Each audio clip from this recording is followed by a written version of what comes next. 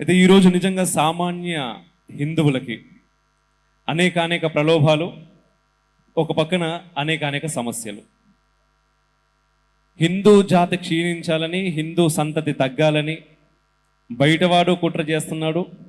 అదేవిధంగా ఇంతకుముందు మీరు అన్నట్టుగా కుటుంబ వ్యవస్థ కూడా తగ్గిపోతూ ఉంది. భారతీయ జనాభాలో హిందువుల జనాభా శాతము తగ్గుతూ ఉంది. అయితే ఇవన్నీ వింటున్నప్పుడు ఒక సామాన్య హిందువు ఈరోజు పొద్దున పరిస్థితికి రేపొద్దుటి పరిస్థితికి ఆలోచించేవాళ్ళు. రాత్రికి తినడం ఎలా, రేపొద్దున తినడం ఎలా, దానికి కష్టం ఎలా, పిల్లల ఫీజులు ఎలా.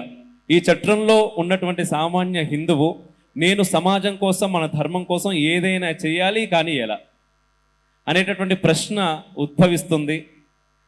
వారికి మీరు ఇచ్చేటటువంటి ఒక సూచన, ఈ ధర్మం కోసం ఏం చేయొచ్చు నేను అన్నప్పుడు? నేను కొత్తగా చెప్పాల్సింది ఏమీ లేదు. భగవంతుడే దీనికి సమాధానం భగవద్గీతలో చెప్పాడు. ఎలా చెప్పాడు అనంటే, పరస్పరం భావయంతః శ్రేయః పరం అవాప్స్యథ. మీరు పరస్పరం ఒకళ్ళకొకళ్ళు సహాయం చేసుకోండి, దీనివల్ల నా అనుగ్రహం మీకు కలుగుతుంది అన్నాడు భగవంతుడు. అర్థమైందా మీకు నేను చెప్పిన మాట? ప్రతి ఒక్క హిందువు కూడా తోటి హిందువుకి సహాయం చేయాలి. దీన్ని మనం మర్చిపోరాదు. మన ఇంట్లో మన పని మనిషి అనకూడదు, హెల్పర్, మనకి హెల్ప్ చేసేటువంటి వ్యక్తి, తనకేదో మనం జీతం ఇస్తున్నాం. ఆ అమ్మాయో ఆ మనిషో వాళ్ళ ఇంట్లో పిల్లలు చదువుతున్నారా? వాళ్ళ ఇల్లు ఆ పిల్లలకి ఫీజు కడుతున్నారా?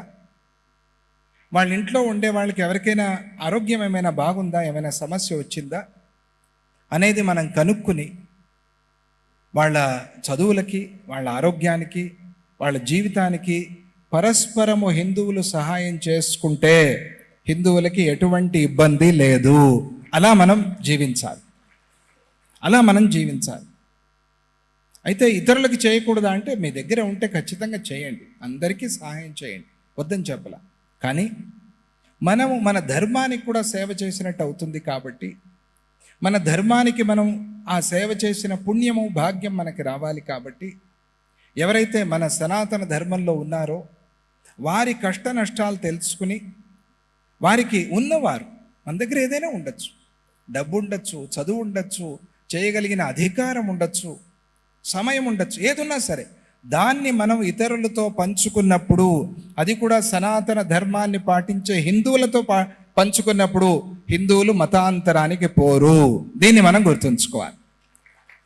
అవునా కాదు? ఇది ముఖ్యం. ఇది మనలో ఎంతమంది చేస్తున్నారు అని ఒకసారి ప్రశ్న వేసుకోండి.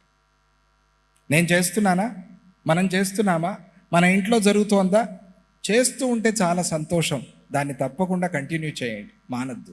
చేయకపోతే మాత్రం ఈరోజే ఇక్కడ ఉన్నవారు, దీన్ని చూస్తున్నవారు, దీన్ని వింటున్నవారు, హిందూ ధర్మము నిలవాలి, హిందువులు ఉండాలి, బయటికి పోకూడదు అనుకునే వాళ్ళందరూ కూడా పరస్పరం భావయంతః, పరస్పరము సహకరించుకోవటం, సేవ చేసుకోవటం అనేది అలవాటు చేసుకోండి.